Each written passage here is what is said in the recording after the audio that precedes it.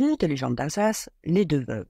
Il y a bien longtemps, le bon Dieu, ou un de ses envoyés spéciaux, était descendu sur la terre pour faire un grand voyage à travers le monde, et plus spécialement l'Alsace.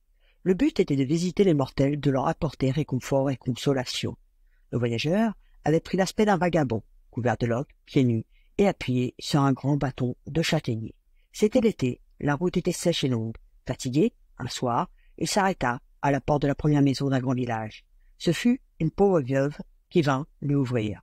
« Entrez, bonhomme, et reposez-vous, lui dit-elle. « Avec plaisir, car vraiment, je n'en puis plus. Je mange depuis le début du jour et je suis épuisée. » La bonne vieille, l'ayant fait asseoir, lui prépara un copieux repas, une omelette au lard appétissante, quelques belles tranches de jambon et des prunes de son verger.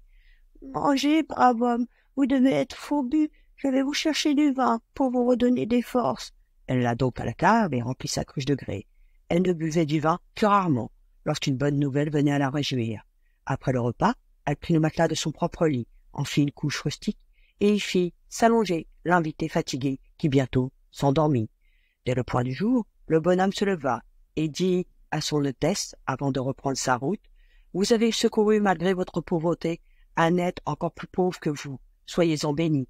Je vous annonce que le premier travail que vous entreprendrez vous portera bonheur. » La bonne vieille ne crut pas beaucoup à cette prédiction, mais lorsqu'elle alla vider dans le tonneau le reste du vin du repas, elle s'étonna de voir que le vin coulait sans cesse du cruchon. « Je croyais secourir un pauvre homme sans argent ni travail, mais ce pauvre devait être le bon Dieu lui-même, et il me rend en abondance le peu que je lui ai donné, que son nom soit béni. » Et le vin coulait toujours, si bien qu'elle put en remplir tous les tonneaux vides qu'elle avait dans sa cave. Le cochon, miraculeux, conserva sa vertu aussi longtemps que vécut la bonne vieille. Elle vendit son vin, qui était bien meilleur que tous les autres vins de la région et de vins riches. Mais elle sut mettre à la disposition des pauvres gens une partie de ses richesses, et chacun trouva un refuge auprès de son bon cœur. Or, à l'autre bout du village, habitait une autre femme, veuve de l'ancien maire du pays. Elle était très riche et cherchait seulement à vivre le plus agréablement possible. Elle était dure et sans pitié pour les malheureux qui ne trouvaient chez elle que mépris et méchanceté. À ses oreilles parvint l'aventure de la pauvre veuve et du cruchon miraculeux. La haine et l'envie remplirent aussitôt son cœur. Elle n'eut d'autre souci que de faire venir chez elle cet étranger.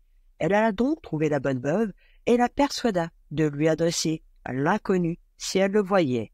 La pauvre vieille, naïve et sans malice, le lui promit.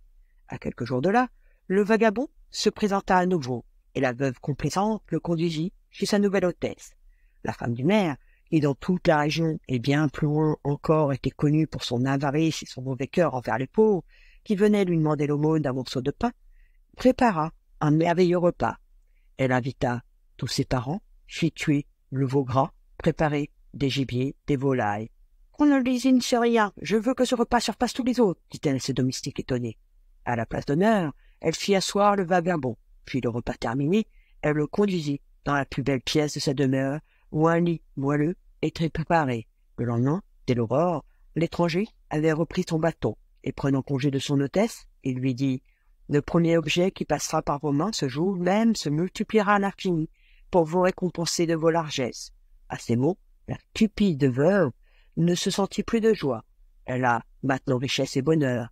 Elle se précipite vers sa bourse, car c'est l'or qu'elle désire le plus au monde. Mais, dans son empressement, elle fait choir une carafe pleine d'eau et la relève.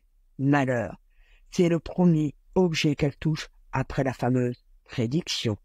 Et l'eau du récipient se met à couler, à couler, à couler, sans arrêt, à gros bouillon.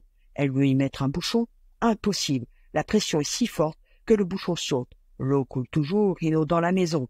De désespoir, elle court jeter, poursuivie par la moquerie des habitants du village, la cruche enchantée, dans l'eau du Rhin. Je suppose que vous avez déjà trouvé la moralité de cette histoire.